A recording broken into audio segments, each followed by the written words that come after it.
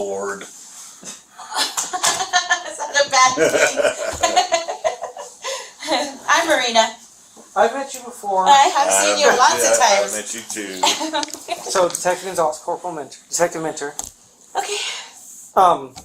So we're just talking to you about the incident that happened on January 27th.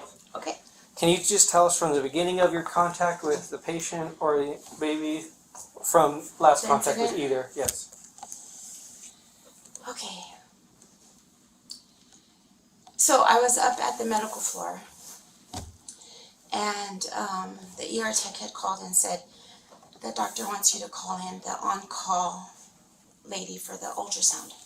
So I'm like, okay. So I called in the ultrasound tech, and then I don't know how much time lapsed, I don't know, that the house supervisor phone rang again, and it was the girl from the lab, and she's like, Marina, they need you here in the ER right now. And I was like, okay, what's going on? Because I had noticed the ER board on the computer, there was like maybe 2 or 3 patients in the ER, I'm not sure. And she's like, well, and I'm like, it's okay. I could just tell by her voice something was wrong. So we hang up, and I take off to the ER, and as I'm coming in through the radiology department into the ER, I meet up with Lori and HT, who was the charge nurse that night. And HT says, okay, look, this is what's happened. This girl came in with abdominal pain, and once we put her in a room, she said she needed to go to the bathroom. We let her go to the bathroom, and she was there for a good while. They had several attempts to knock on the door and ask her, hey, are you okay? Do you need any help? And she said no. She was okay. And so I guess they felt like she was in there for too long, so they were like, hey, you need to come out. They went to get the little key that could open the door. And, excuse me. So I guess when they opened the door, they saw that she was cleaning. She was trying to clean blood. They said it was a horrible, gory, bloody mess in that bathroom. I did not see that. So then they walked her back, I guess, to her room, which was ER room 2. They walked her back to the room. At this time, we still didn't know that there was a baby. So they said that they went back into the ER room 2, and I guess they reported to the doctor saying, hey, you know, here's all this blood, like something's going on. And of course, you know, you start thinking of like, what if she tried to do this? What if she tried to do that? Like, they didn't know. So then the ultrasound tech still hadn't got to the hospital at that time yet. So the doctor's like, you know what, I need to probably do like a pelvic exam to look, because like, what's going on? Why is there so much blood? So the charge nurse HT says that, you know, they were in the room and probably trying to set up for the pelvic exam when Lori, the ER tech, had already called Leela, the housekeeper. Hey, can you come and clean this bathroom because there's a lot of blood? So Leela went to clean, and she had already been cleaning pretty much everything when they said that the last thing that she left in the trash can, and she realized that it was heavy. And so then she was like, you know, like, this is weird because this bathroom trash has never been heavy. So she said that when she looked, that she wasn't sure what it was, but she kind of thought that what she was seeing was maybe like a baby. So she says that she yelled out for Lori, and Lori went in there and grabbed it, and I guess sure enough realized that there was a baby in there. So Lori yelled out for HT, or went to get HT. I'm not sure exactly. Were you at the nurse's station at this point? No, they still had not told me about that because they didn't know that there was a baby. So I was still at the medical floor. Okay. And so then HT, when he's telling me this story, HT tells me that that he goes, grabs the trash can, and he lifts the bag, realizes there's a baby in there, so he takes it right across the hall to trauma 2, tears open the bag, realizes the baby's there, and it was you lifeless. didn't witness any of this? So at the time, he's telling me that, so he's like, so come on, he's telling me everything I just said is from HT's story. Okay. And so then he's like, so come on, here it is. And so I walk into the trauma 2 room, and sure enough, the baby's on the gurney where he had placed the baby, lifeless. And the trash can is right by the gurney. So, like, of course, I was in utter shock. Like, you know, we were all just in shock. And so they had already called the police. The doctor, I think initially at the time, was about to do a pelvic exam to look to see where all this blood was coming from. And HT had gone and told her, hey, I need you right now, like, you need to come with me. And took her to trauma 2, showed her what had happened. And were you still in trauma 2? So, no. So, that happened, like, before. Oh, okay. That happened before I got there. So then, when HT told me all of that, when I came out of trauma 2, HT and Dr. Vasquez, and the authorities, the police officers that were just getting there, and I know that Dr. Vasquez went and HT went out, like, to that little area inside the hospital, but like where the ambulance comes in, and they kind of were giving the police like a heads up of what had happened. So then after that, I really didn't know what happened, because I was on the phone with my chain of command, because I needed to know, like, you know, this has never happened. I didn't, as a house supervisor, I didn't know what I needed to do, if there was any paperwork that I needed to do, if we were supposed to register this lifeless body, like, I didn't know.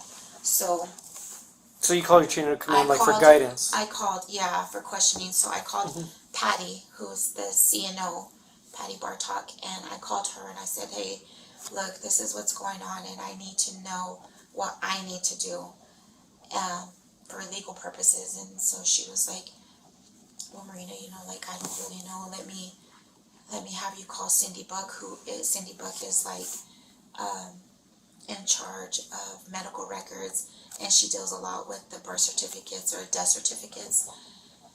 And so she said, so why don't you call her, and then I'll get legal on the team, you know, on the phone, and see if I can find out what needs to be done. So, but then after that, like, I was on the phone with Cindy, and then after that, like, Patty was calling me, and then all of administration basically were calling me, like, and is that your job? That's my job. That's your job. Yeah, as a house supervisor, like, I'm in kind of charge of, like, everything that happens during the night in this facility.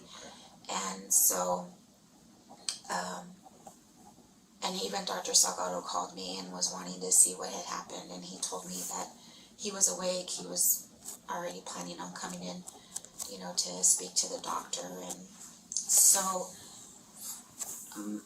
Cindy Buck actually had told me, okay, like, yes, we need to register the baby,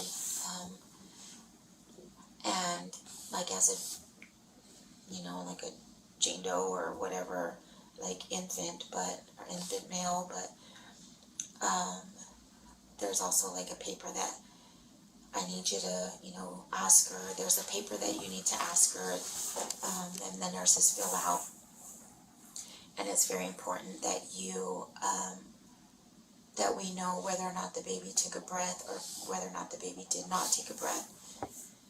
And I said, okay, well, so at that time I said, because every nurse by that time had been telling me that this patient had been kind of changing up little bits and pieces of her story while she was in the presence of her mom, I guess. So when I said, okay, I'll try to, you know, get the truth out of her, then Cindy was like, well, whether you have to ask the mother to leave the room, but we need to know. So I went and I found the form that Cindy was talking about, and I go into the patient's room and I introduce myself, and I said there's just a few questions that I need to ask you, and most of it was like, first and last name, date of birth, social security number, which she didn't know, and then whether or not she knew, whether or not she took any kind of medications, and then so I said, so, right now it's very important that you're very honest and truthful with me. I said, and it was just she and I in the room, and Mom wasn't there? Mom was not there. Okay. And I said, did your baby take at least one breath when it first happened, or did it take at least one breath, or was it not breathing? And then she kind of looked at me in the face and the eyes, and she was like, well, can I tell you? And I said, tell me what? And she said, so I've been having this bad abdominal pain, she said, and we came here to the ER, and when they brought me back here to this room, I felt like I needed to go poop. She said, and I asked if I could go to the bathroom. She said, and so when they said, yeah, that I could go to the bathroom, she said, when I sat on the toilet, she said it just all fell out. And she said, but when I had it in my arms, it wasn't breathing, it wasn't moving. And so, of course, you want to be very, very judgmental at that time, and you have to bite your tongue sometimes, but my first reaction was like, I wanted to say, hey, well, then why wouldn't you call us for help? But I didn't. She said, so he wasn't moving, he wasn't breathing. So I just placed him in there. Was that the last contact And you had with her? Then, so then I asked, so do you have, was it a steady boyfriend? She said yes. And then I said, did he know that you were pregnant? And she was like, no. I said, did you know that you were pregnant? And she said, no. And then I said, so do you want to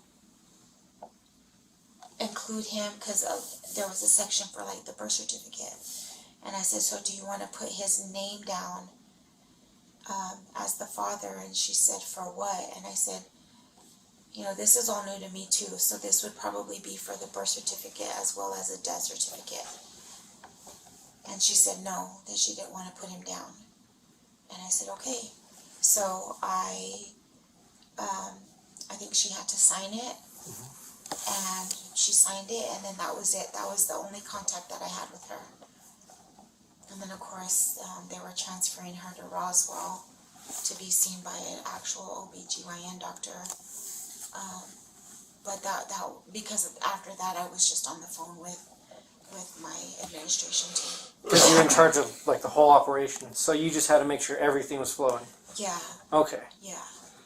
I had to make sure that if there was paperwork that needed to be signed or filled out, that I needed to make sure that was done before she got transferred out. Okay, so you just handled her paperwork before she got transferred out. So you said, how long have you've been here? A while? Yeah, I've been here at this hospital for 23 years. Oh. Yeah. Going back to when you were talking to her and she said it wasn't breathing. Yeah. And did she say I just placed it in the trash? She just said I didn't know what to do. She said I didn't know what to do. So and I don't even really, to be completely honest, I don't know if that was her wording, that she placed it in there. I don't know. I don't remember her wording. But I just know that she said it just all came out and she had it in her hands and that she didn't know what to do. She didn't know what to do at the time. And so I'm like, I don't want to say that she said that she placed it because I don't remember. That's okay. You don't have to. That's fine. That's fine. So, other than what we asked you, is there anything else we didn't ask that you think we should know?